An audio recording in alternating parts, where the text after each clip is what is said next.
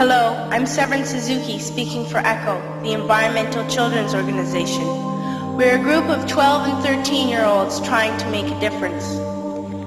Vanessa Seti, Morgan Geisler, Michelle Quigg, and me. We've raised all the money to come here ourselves, to come 5,000 miles to tell you adults you must change your ways. Coming up here today, I have no hidden agenda. I am fighting for my future. Losing my future is not like losing an election or a few points on the stock market. I am here to speak for all generations to come. I am here to speak on behalf of the starving children around the world whose cries go unheard. I am here to speak for the countless animals dying across this planet because they have nowhere left to go. I am afraid to go out in the sun now because of the holes in our ozone. I am afraid to breathe the air because I don't know what chemicals are in it.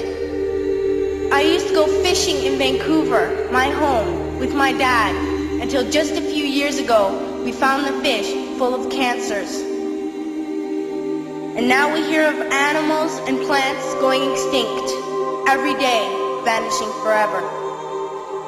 In my life, I have dreamt of seeing the great herds of wild animals, jungles and rainforests full of birds and butterflies.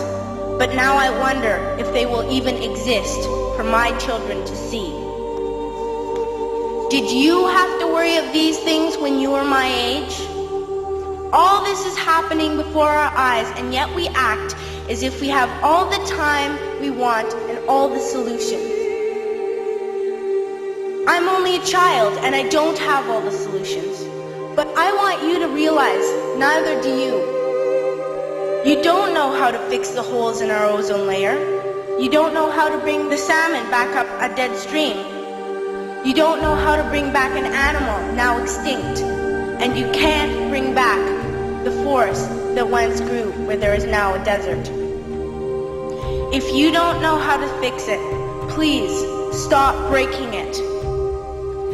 Here, you may be delegates of your government, business people, organizers, reporters, or politicians, but really, your mothers and fathers, sisters and brothers, aunts and uncles, and all of you are someone's child.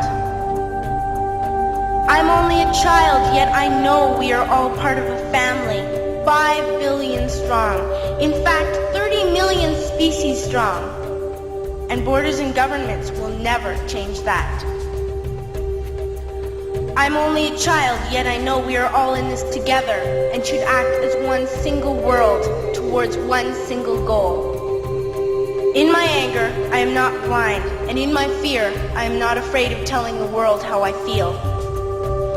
In my country, we make so much waste. We buy and throw away, and yet northern countries will not share with the needy. Even when we have more than enough, we are afraid to share. We are afraid to let go of some of our wealth. In Canada, we live the privileged life, with plenty of food, water, and shelter. We have watches, bicycles, computers, and television sets. The list could go on for 2 days. 2 days ago, here in Brazil, we were shocked when we spent time with some children living on the streets. This is what one child told us. I wish I was rich. And if I were, I would give all the street children food, clothes, medicines, shelter, and love and affection. If a child on the streets who has nothing is willing to share, why are we who have everything still so greedy? I can't stop thinking that these are children my own age, that it makes a tremendous difference where you are born. That I could be one of those children living in the favelas of Rio. I could be a child starving in Somalia, or a victim of war in the Middle East, or a beggar in India.